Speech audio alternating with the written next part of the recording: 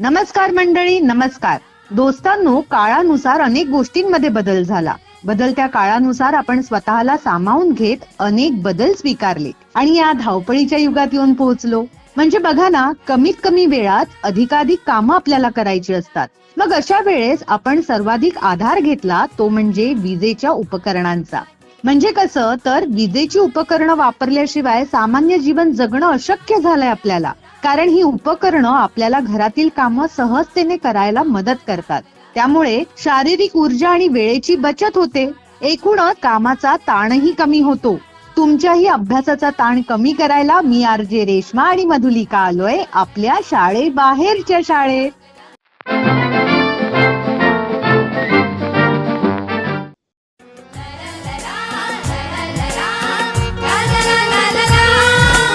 आनंदाची शाळा आमची आनंदाची शाळा आनंदाची शाळा आमची आनंदाची शाळा हिरव्या हिरव्या सुरावटीचा आम्हाला गला गळा आम्हाला गला गळा आनंदाची शाळा आमची आनंदाची शाळा हिरव्या हिरव्या सुरावटीचा आम्हाला गला गळा आम्हाला गला गळा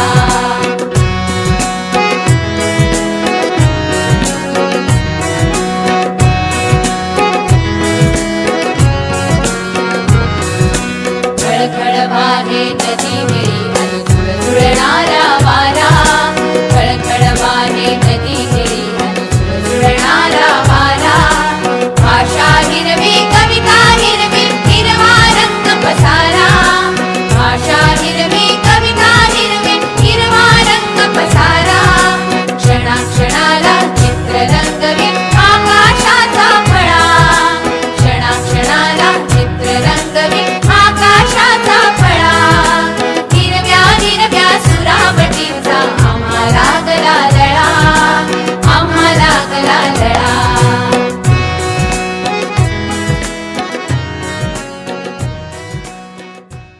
रेश्मा, सध्या थंडी वाजतीये त्यामुळे घरातले फॅन बंद आहेत, पण काळोख लवकर पडतोय त्यामुळे लाईट किने लवकर ऑन केले जात आहेत. हो, खरंय. कारण सध्या दिवस छोटा आणि रात्र मोठी झालेली आहे. आणि जर का दिवस मोठा असेल तर लवकरात लवकर फॅनचा स्पीड कसा वाढवता येईल याकडे सगळ्यांचं लक्ष असतं. पण सध्या थंडीचे दिवस आहेत त्यामुळे फारशी काही आपल्याला पंख्याची गरज पडत नाहीये. कारण नॅचरल गार हवा आपल्याला मिळतीये. पण पंखा, ट्यूबलाईट या व्यतिरिक्तही आपण घरामध्ये अनेक विजेवर चालणारी उपकरणं वापरत असतो, नाही का?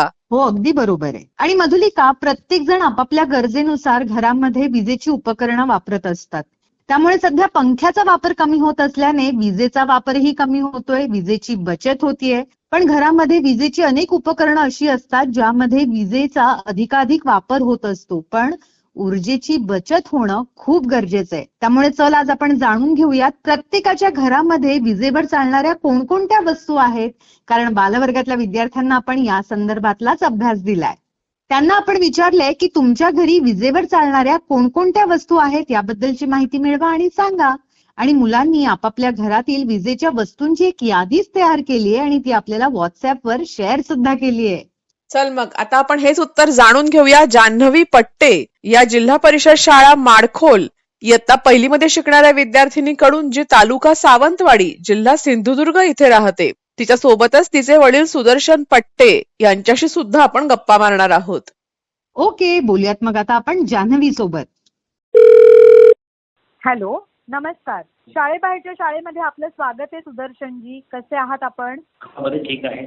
आणि कसा चालू आहे जान्हवीचा अभ्यास? जान्हवीचा अभ्यास पण बरा चालू आहे. अरे वा, बरं. सुदर्शनजी, आम्हाला सांगा, जान्हवीचा घरी कोणी अभ्यास घेतं की ती स्वतः करते?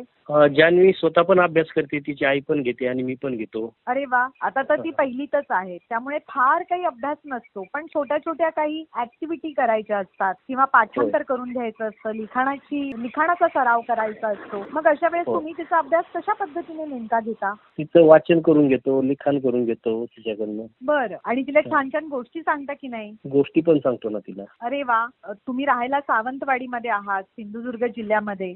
मग कधी तिला समुद्रावर नेऊन समुद्राबद्दलची माहिती देणं, निसर्गाची ओळख करून देणं या क्रिया पण करता का? होय होय, तिला समुद्रावर घेऊन गेलेलो फिरायला. निसर्गामध्ये सुद्धा घेऊन जात असतो तिला. आणि मग जेव्हा तुम्ही तिला बाहेर घेऊन जाता तेव्हा तिला प्रश्न पडतात की नाही, की अमुक एखादी गोष्ट अशा प्रकारे कशी चालू शकते? होय होय, पडतात ना ते. आता तिला धरणावर घेऊन गेलेलो मागे पावसात. हा. तर ती धरणाच्या पाण्याबद्दल पण विचारलं ना तिने, हे पाणी येतं कुठून, वाहतं अरे वा, कुठून? खूप छान, व्हेरी नाईस. सुदर्शनजी, आम्हाला अजून एक गोष्ट सांगा की शाळेच्या कार्यक्रमात जान्हवी स्वतः सहभागी होतीये, मग कसं वाटतंय तुम्हाला? छान वाटतंय ना तिच्या सहभागी झाल्याबद्दल. बर, आता आम्हाला जान्हवी मधला एखादा असा गुण सांगा जो तुम्हा सगळ्यांना खूप आवडतो. जान्हवी बद्दल सांगायचं म्हटलं तर ती सांगितलेलं काम ऐकते, वेळेवर काम करते, अभ्यासाला म्हटलं की बसणं, या गोष्टी खूप चांगल्या आहेत तिच्या. अरे वा, खूपच छान. मग तर आहे का मग आता ही गुणी मुलगी आपल्या सोबत जान्हवी? आम्हाला तिच्याशी बोलायला सुद्धा आवडेल. आहे ना, आहे ना, बोलू शकता तुम्ही जान्हवी सोबत. हॅलो जान्हवी, हॅलो, कशी आहेस तू? बरी आहे. Very good. आणि तुझा अभ्यास पण खूप छान सुरू आहे, बाबांनी सांगितलं. हो, चालू आहे. मग तुला अभ्यास जास्त करायला आवडतो की मस्ती करायला आवडते? दोन्ही पण. अरे वा, खूप छान. बरं, मग आम्हाला सांग, तुझा आवडता खेळ कोणता आहे बरं? धावणे. अच्छा, तुला धावायला आवडतं. मग किती धावतेस तू रोज? ओके. बरं जान्हवी, आम्ही एक अभ्यास दिला होता की घरामध्ये तुमच्या विजेवर चालणाऱ्या वस्तू कोणकोणत्या आहेत ते तुम्ही आम्हाला सांगायचंय. तर मग तुझ्या घरात अशा कोणकोणत्या वस्तू आहेत ज्या विजेवर चालतात बरं? टीव्ही, फ्रीज, फॅन, मोबाईल आणि बल्ब, कूलर, मिक्सर हा. एवढ्या चालतात. अच्छा, खूप मोठी यादी तयार केलीस तू तर. मी यातल्या सगळ्या वस्तू तू वापरतेस का? फॅन.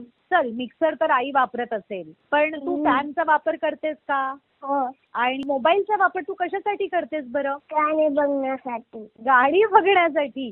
मग शाळेबाहेरची शाळा हा कार्यक्रम सुद्धा ऐकतेस का तू मोबाईल वरून? होय. गुड. आणि मग आम्हाला सांग, कसा वाटतो तुला हा कार्यक्रम? छान.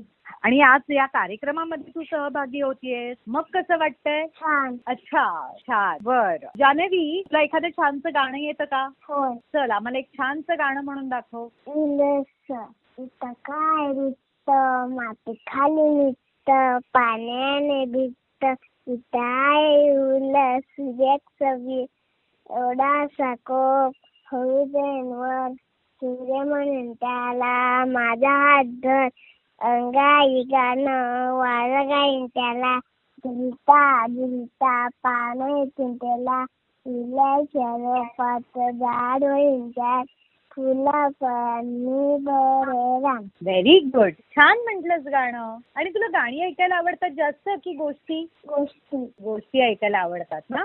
आणि आपल्या शाळेबाहेरच्या शाळेमध्ये आपण खूप छान छान गोष्टी सांगतो, त्या तू ऐकतेस का? होय. मग त्यातल्या तुझ्या किती लक्षात आहेत गोष्टी? भोपळा. भोपळा. भोपळ्याची गोष्ट. म्हणजे कोणतीच गोष्ट लक्षात नाहीये तुझ्या? भोपळ्याची गोष्ट. अच्छा, भोपळ्याची गोष्ट. ओके, बर. आणि आता आम्हाला जाता जाता सांग की तुला मोठं झाल्यावर काय बनायचंय? पोलीस. पोलीस बनणार? वाव. आणि पोलीस बनून काय करणार तू? देशाची शिवा. देशाची शिवा. देशाची सेवा करणार. Very nice. Good good good. Janhavi, तुझ्याशी आणि तुझ्या बाबांशी बोलून आम्हाला छान वाटलं. असा छान अभ्यास करत राहा. Okay, bye bye. हो, बाय. Hello, thank you Sudarshanji. ठीक आहे, धन्यवाद. ठेवू का?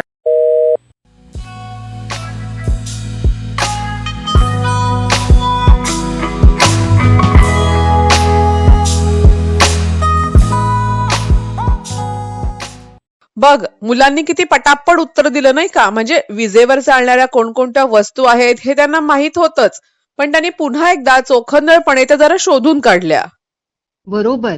म्हणजेच काय, तर निरीक्षण करणं प्रत्येक वेळेला किती गरजेचं आहे हे आता आपल्याला कळलं. तसंच जेव्हा या वस्तू वापरात नसतात तेव्हा विजेचं बटन बंद करणं हे सगळ्यात महत्वाचं आहे. अगदी बरोबर. अशा अनेक लहान सहान गोष्टी आपल्याला गुड हॅबिट्स किंवा बॅड हॅबिट्स म्हणून माहित असतात, नाही का? आता हेच बघ ना, अशा अनेक गोष्टी आपल्याला संतांनी सुद्धा सांगितलेल्या आहेत, ज्या आपल्या लोकोपयोगी आहेत, नाही का? खरंय.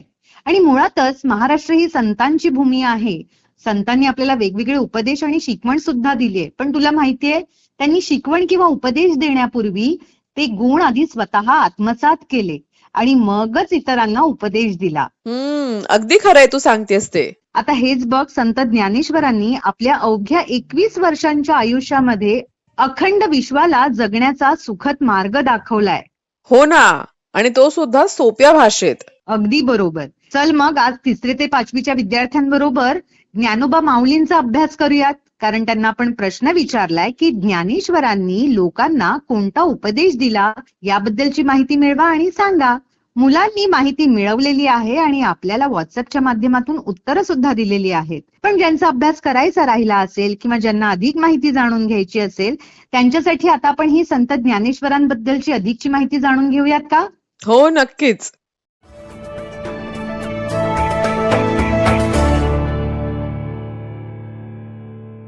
संत ज्ञानेश्वर. संत ज्ञानेश्वरांचा जन्म आपेगाव येथे इसवी सन 1275 मध्ये झाला. त्यांच्या वडिलांचे नाव विठ्ठलपंत कुलकर्णी व आईचे नाव रुक्मिणीबाई होते. त्यांच्या मोठ्या भावाचे नाव निवृत्तीनाथ होते, तर लहान भावाचे नाव सोपानदेव असे होते. मुक्ताबाई ही त्यांची बहीण होती. आपेगाव हे औरंगाबाद जिल्ह्यातील पैठणजवळ गोदावरी नदीच्या काठी बसलेले छोटे गाव आहे. त्यावेळचे कर्मठ लोक या मुलांना संन्याशाची मुले म्हणून नावे ठेवत, कारण त्यांच्या वडिलांनी आधी संन्यास घेतला होता. त्यांचे लग्न झाले आहे हे त्यांच्या गुरूंना समजताच त्यांनी त्यांना आपल्या घरी जाण्याची आज्ञा दिली. गुरूच्या आज्ञेवरून ते परत घरी आले आणि संसार करू लागले. पुढे त्यांना ही 4 मुले झाली. ही गोष्ट त्यावेळच्या कर्मठ लोकांना मान्य नव्हती. कर्मठ लोक म्हणत की एकदा संन्यास घेतल्यानंतर कोणतीही व्यक्ती परत संसार करू शकत नाही आणि हे असे करणे धर्माच्या विरुद्ध आहे असे त्यांना वाटत होते. त्या काळी संन्याशाची मुले म्हणून त्या चौघांना खूप त्रास दिला जाई. या सर्व गोष्टींना कंटाळून प्रायश्चित्त म्हणून ज्ञानेश्वरांच्या आई वडिलांनी आत्महत्या केली. आई वडिलांच्या मृत्यूनंतर ज्ञानेश्वर आणि त्यांच्या भावंडांना लोकांनी वाळीत टाकले. वाळीत टाकणे म्हणजे त्यांच्याशी समाजातील कोणत्याही व्यक्तीने कसलाही संबंध ठेवायचा नाही. त्यांना मदत करायची नाही. त्यांना कोणत्याही कार्यक्रमात सहभागी करून घ्यायचे नाही. त्यांना भिक्षा द्यायची नाही. अशा तऱ्हेने लोक त्या मुलांचा छळ करत होते. ज्ञानेश्वर एकदा भिक्षेची झोळी घेऊन गावात गेले, पण कुणी त्यांना भिक्षा म्हणजे एक अन्नाचा घासही दिला नाही. सगळीकडे त्यांना वेडेवाकडे बोल ऐकावे लागले. त्यावेळी ज्ञानेश्वर लहान होते. त्यांच्या बालमनावर लोकांच्या बोलण्याचा परिणाम झाला. ते खूप दुःखी झाले. ते आपल्या झोपडीत आले. झोपडीचे दार बंद करून आत दुःख करत बसले. इतक्यात तिथे त्यांची बहीण मुक्ता आली. दारावर थाप मारून ती म्हणाली, ताटी उघडा ज्ञानेश्वरा. अहो, आपण दुखी कष्टी होऊन कसे चालेल? जगाचे कल्याण कोण करील? बहिणीच्या उपदेशाने ज्ञानेश्वरांना हुरूप आला. त्यांनी झोपडीची ताटी उघडली. ताटी म्हणजे दरवाजा किंवा दार होय. ज्ञानेश्वर आपले दुःख विसरून कामाला लागले. त्या काळी महाराष्ट्रात ठिकठिकाणी धर्माच्या नावाखाली समाजातील गोरगरिबांचा, मागासलेल्या लोकांचा छळ होत होता. हे सर्व पाहून ज्ञानेश्वरांना वाईट वाटायचे. तेव्हा ज्ञानेश्वरांनी लोकांना कळकळीचा उपदेश केला. त्यांनी लोकांना सांगितले, ईश्वरावर श्रद्धा ठेवा. सगळ्यांशी समतेने वागा. उच्च नीच, गरीब श्रीमंत असा भेदभाव करू नका. समाजातील जे लोक दुखी आहेत अशा लोकांना त्यांच्या दुःखातून बाहेर पडण्यासाठी मदत करा. त्यांनी दिलेला उपदेश आजही 700 वर्ष झाली तरी महाराष्ट्राच्या कानाकोपऱ्यात एकसारखा घुमत आहे. त्या काळात धर्माबद्दलचे ज्ञान संस्कृत भाषेतील ग्रंथांमध्ये दिले गेले होते. संस्कृत ही भाषा समाजातील काही ठराविक लोकांनाच बोलता व लिहिता येत होती. त्यामुळे तेच लोक फक्त धर्माचा अभ्यास करत असत. सर्वसामान्य लोकांना संस्कृत भाषा समजत नसे. त्यांची बोलण्याची व व्यवहाराची भाषा मराठी होती. परंतु संस्कृत भाषेतील ज्ञान सामान्य लोकांना मिळावे म्हणून ज्ञानेश्वरांनी मराठी भाषेतून ज्ञानेश्वरी हा सुमारे 9,000 ओव्या असणारा प्रचंड मोठा ग्रंथ लिहिला. ज्ञानेश्वरीमध्ये गीतेचा अर्थ मराठीत सांगितलाय. याच ग्रंथाला भावार्थ दीपिका असंही म्हणतात. या ग्रंथांच्या माध्यमातून त्यांनी धर्माच्या ज्ञानाचे भांडार लोकांना खुले करून दिले. त्यांनी लोकांना बंधुभावाची शिकवण दिली. संत ज्ञानेश्वरांनी तरुण वयात म्हणजे अवघ्या 21व्या वर्षी आळंदी येथे इंद्रायणी नदीच्या काठी जिवंत समाधी घेतली. आजही सुमारे 700 वर्षांनंतरही लाखो लोक मोठ्या भक्तिभावाने प्रत्येक वर्षी आषाढी व कार्तिक महिन्यात एकादशीला पुणे जिल्ह्यातील आळंदी येथील ज्ञानेश्वर महाराजांच्या समाधीचे दर्शन घेण्यासाठी जातात. तसेच पंढरपुरातील विठ्ठलाचं दर्शन घेण्यासाठी जातात. ज्ञानेश्वरांनी कर्मकांडात अडकलेला आणि सामान्य जनांना न समजणारा धर्म सोपा करून सांगितला. त्यांनी त्यांना ईश्वर भक्तीचा मार्ग सांगितला.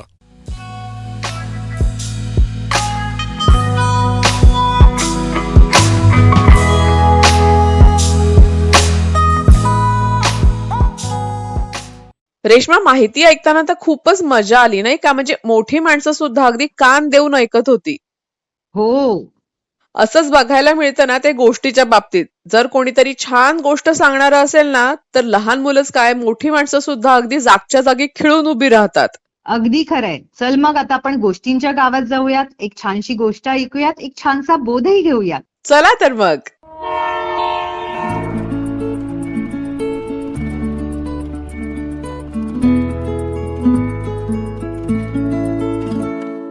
आरसा. राजू फार आळशी मुलगा होता. त्याला तोंड धुण्याचा कंटाळा, त्याला आंघोळ करण्याचा कंटाळा, त्याला कपडे बदलायचा कंटाळा, त्याला अभ्यास करायचा कंटाळा.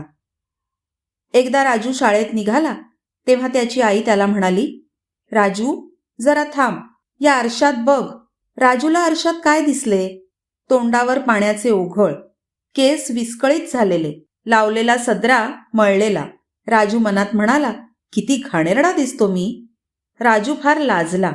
राजूने साबण लावून तोंड धुतले, धुतलेले कपडे अंगावर घातले, विस्कटलेले केस नीट फिरवले, गृहपाठ पटपट पूर्ण केला. मग तो आईकडे गेला आणि म्हणाला, बघ आई, आता मी कसा छान दिसतो. आईने राजूचा गृहपाठ तपासून त्याच्या पाठीवरून प्रेमाने हात फिरवला आणि राजूने पोट भरून जेवण केले आणि उड्या मारत मित्रांसोबत शाळेचा रस्ता धरला. आज मात्र राजू खूपच मजेत दिसत होता.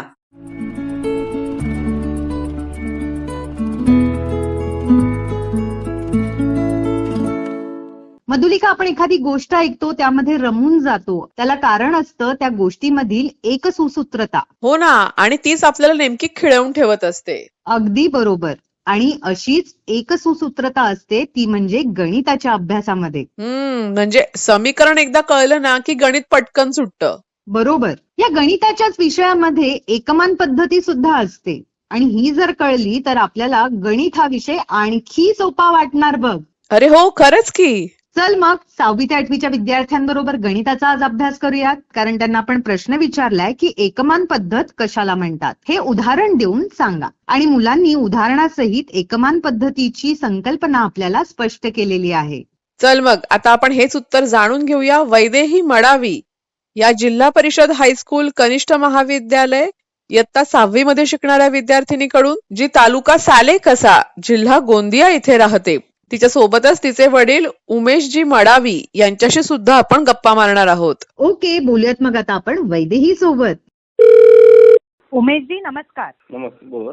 शाळेबाहेरच्या शाळेमध्ये आपलं स्वागत आहे. कसे आहात आपण? चांगला आहो. आणि कसा सुरू आहे वैदेहीचा अभ्यास?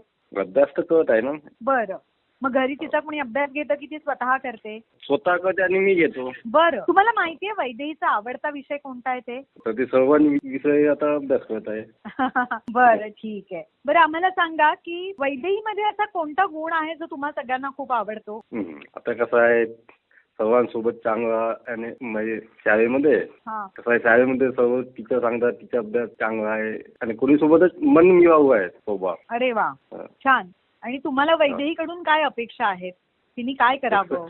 मग काय ते शिकत राहावं आणि चांगल्या प्रकारे मार्क घेऊन अजून सामोरं वाढत जावं हीच अपेक्षा आहे. बरं, हा. ठीक आहे. आहे का वैदेही आपल्या सोबत? आहे ना? द्या. हो. हॅलो, हॅलो वैदेही, कशी आहेस तू? मी चांगली आहे. गुड. आणि तुझा अभ्यास कसा सुरू आहे? चांगला आहे. छान. तुझा आवडता विषय सांग पाहू आम्हाला, कोणता आहे? मॅथ. Very good. आणि आम्ही तुला गणिताचाच आज अभ्यास दिलाय, तो तू केलायस का? Yes ma'am. Very nice. मग आम्हाला सांग की एकमान पद्धत कशाला म्हणतात? एकमान पद्धत म्हणजे अनेक वस्तूच्या किमतीवरून एका वस्तूची किंमत काढणे किंवा एका वस्तूच्या किमतीवरून अनेक वस्तूची किंमत काढणे याला एकमान पद्धत म्हणतात. Very good. मग आता आम्हाला तू एखादं उदाहरण सांगू शकतेस का? हो. हॅलो. 10 पेनांची किंमत 60 रुपये असेल हा, तर 15 पेनांची किंमत किती? बरोबर. मग उत्तर कसं काढलं? तर पहिले आम्हाला एका पेनांची किंमत काढावी लागेल. हा, तर आम्हाला एका पेनांची किंमत काढण्याकरिता 60 ला 10 ने भागावे लागेल. बरोबर उत्तर येईल 6. बरोबर. तर प्रश्न विचारलेला आहे की 15 पेनांची किंमत किती? हा. तर आम्हाला 6 गुणीला 15 करावी लागेल. बरोबर. उत्तर येईल 90. करेक्ट. 90 ही उत्तर राहील. Very good. परफेक्ट. अशा प्रकारे आम्ही अनेक प्रश्न सोडवू शकतो. Very nice. मग आता आम्हाला सांग की आता हे सगळं गणित सोडवण्यासाठी पाढेपाठ असणं पण गरजेचं आहे ना? Yes ma'am. मग तुझे कितीपर्यंत पाढेपाठ आहेत? मला हा, 15. 15 पर्यंत. बर. मग आम्हाला 13चा पाढा म्हणून दाखव पाहू. 13चा? हा, 13 1 13, 13 2 26, 13 3 39, 13 4 52, 13 5 65, 13 6 78, 13 7 91, 13 8 104, 13 9 117, 13 130. ओके. गुड. चांगला अभ्यास केलायस तू. आता आम्हाला सांग तुला अभ्यासा व्यतिरिक्त काय काय करायला आवडतं वैदेही? मला वाचणे. वाचण्याचा. बर. मग आता तुझ्या अजून एखाद्या आवडत्या विषयाचं पुस्तक घे आणि त्यातले 2 परिच्छेद आम्हाला वाचून दाखव पाहू. 28 नोव्हेंबर 5-15 बालसभा. 28 नोव्हेंबर महात्मा ज्योतिराव फुले यांची पुण्यतिथी व 6 डिसेंबर डॉक्टर बाबासाहेब आंबेडकर यांच्या महापरिनिर्वाण दिन या निमित्ताने ही बालसभा आयोजित केली आहे. या बालसभेचे नियोजन इत्या 6वीच्या वर्गाकडे आहे.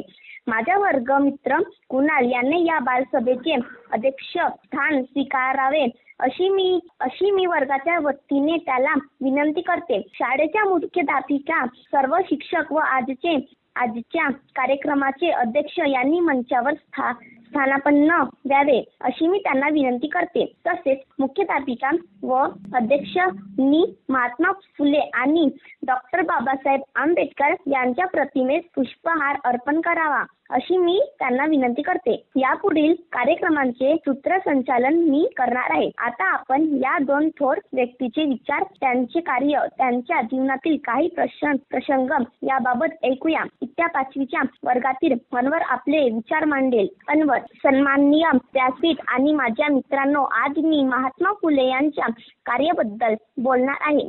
मुलींसाठी शाळा सुरू करताना महात्मा फुले यांना अतोनात कष्ट सहन करावे लागले, पण तरीही ते आपल्या विचारांपासून डगमगले नाहीत. त्यांच्या या प्रयत्नांमुळे आज स्त्रियांसाठी शिक्षणाचे दरवाजे खुले झाले आहेत आणि स्त्रिया शिक्षित होऊन आपल्या कुटुंबाबरोबरच देशाच्या विकासाला हातभार लावत आहेत. अशा महात्माला अभिवादन करून माझे 2 शब्द थांबवतो. जय हिंद. तन्वी म्हणते. धन्यवाद अनवर. यानंतर इत्या 6वीतील नीलोफर आपले विचार मांडेल. नीलोफर म्हणते, आज मी डॉक्टर आंबेडकर यांच्याविषयी बोलणार आहे. डॉक्टर बाबासाहेब यांचे मूळ नाव भीमराव होते. त्यांचे वडील रामजी त्यासंगी व शिक्षणाविषयी आस्था असणारे होते, म्हणून त्यांनी बाबासाहेबांना शिक्षण घेण्यास प्रोत्साहन दिले. त्यासाठी त्यांनी अपार कष्ट केले. बाबासाहेबांच्या प्रगतीवर त्यांचे बारीक लक्ष असायचे. वडिलांच्या विचारांचा पगडा आंबेडकर यांचा होता. डॉक्टर बाबासाहेब आंबेडकर यांचे सर्वात जवळचे मित्र म्हणजे पुस्तके. ते पुस्तकात खूप रमायचे. वाचनामुळे त्यांना मनन चिंतन करण्याची सवय जडली. कुशार्गम, बुद्धिमत्ता, तुंग ज्ञान व अखंड वाचन यांमुळे ते आपल्या भारतीय राज्य घटनेचे शिल्पकार झाले. या थोर कर्तृत्व घटनेच्या शिल्पकाराला मी अभिवादन करून थांबते. चांगलं वाचलंस तू. आता मला सांग, तुला मोठं झाल्यावर काय बनायचंय? मला डॉक्टर व्हायचं आहे. शाबास. मग त्यासाठी तुला विज्ञानाचा पण अभ्यास करायला लागेल. Yes ma'am. ओके वैदेही, तुझ्याशी आणि तुझ्या बाबांशी बोलून आम्हाला छान वाटलं. असाच छान अभ्यास करत राहा. All the best. Bye bye. Thank you ma'am. You welcome.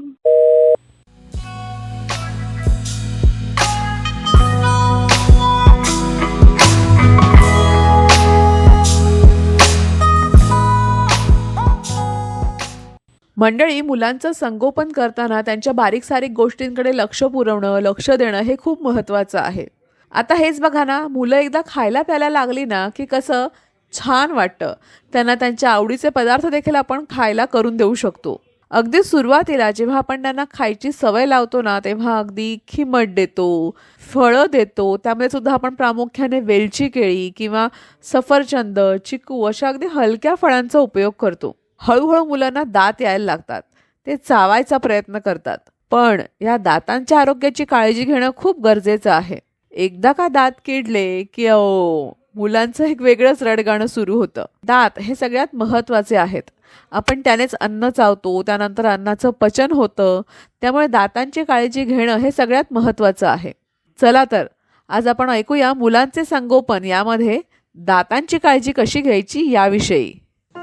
मुलांच्या दातांची काळजी. जेव्हा लहान मुलांना दुधाचे दात येऊ लागतात तेव्हा ते किती गोंडस दिसतात. हे दात बाळाला गोंडस तर बनवतातच, शिवाय बाळाला अन्न चघळण्यास आणि बोलण्यास देखील मदत करतात.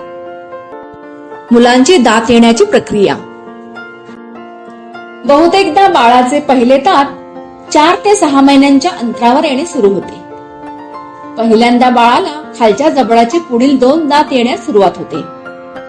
त्यानंतर वरच्या जबडाचे समोरचे 2 दात येण्यास सुरुवात होते. पुढे मुलांच्या वयानुसार मुलांची दाढ येईपर्यंत ही प्रक्रिया सुरू असते. कायमचे दात जितके महत्वाचे आहेत तितकेच दुधाचे दातही महत्वाचे आहेत. त्यामुळे ज्या दिवसापासून बाळाचा पहिला दात यायला सुरुवात होते त्या दिवसापासून बाळाच्या दातांची काळजी घ्यायला सुरुवात करावी. ब्रश करण्याची योग्य पद्धत. बाळ 3 महिन्याचे झाल्यावर एका ओल्या सुक्या कपड्याने बाळाच्या हिरड्या आणि जीभ नीट स्वच्छ करा. दात स्वच्छ करण्यासाठी मुलाच्या तोंडाच्या आकारानुसार मऊ ब्रिस्टलचा टूथब्रश वापरा. मुलाला ब्रश पाण्याने ओला करायला सांगा. नंतर टूथपेस्ट ब्रशवर लावा आणि मुलाला ब्रश वर खाली, उजवीकडे, डावीकडे फिरवायला शिकवा. दाताच्या ज्या भागाने अन्न चावले जाते त्या भागावर ब्रश मागे पुढे घासावा. दात स्वच्छ केल्यानंतर जीभ स्वच्छ करायला कधीही विसरू नका. ब्रश केल्यानंतर तोंडात पाणी घेऊन पाण्याने गुळण्या करा आणि ब्रश स्वच्छ धुवून घ्या. मुलांचे दातांच्या किड्यांपासून संरक्षण करण्याची पद्धत. जेवणानंतर दात स्वच्छ करणे आवश्यक आहे. जेव्हा मूल काही खाईल तेव्हा त्याला चांगली चूळ भरण्यास सांगा. लहान मुलांचे दात आणि हिरड्या बोटाने किंवा मऊ कापडाने स्वच्छ करा. मुलांना सकाळी आणि रात्री झोपण्यापूर्वी दिवसातून 2दा ब्रश करण्याची सवय लावा. मुलाला कप किंवा ग्लास मधून पाणी पिण्याची सवय लावा. यामुळे पाणी पिताना त्याच्या दातांच्या फटीमध्ये अडकलेले अन्नकण सहजतेने बाहेर पडू शकतील. नियमित दातांची तपासणी केल्यास त्यांच्या दातांमधील कोणत्याही प्रकारची समस्या अगदी सुरुवातीच्या अवस्थेतही दूर होऊ शकते. आशा आहे की या व्हिडिओचा फायदा तुम्हाला अवश्य झाला असेल. पुढील आठवड्यात तुमचे अनुभव आम्हाला जरूर सांगा. धन्यवाद.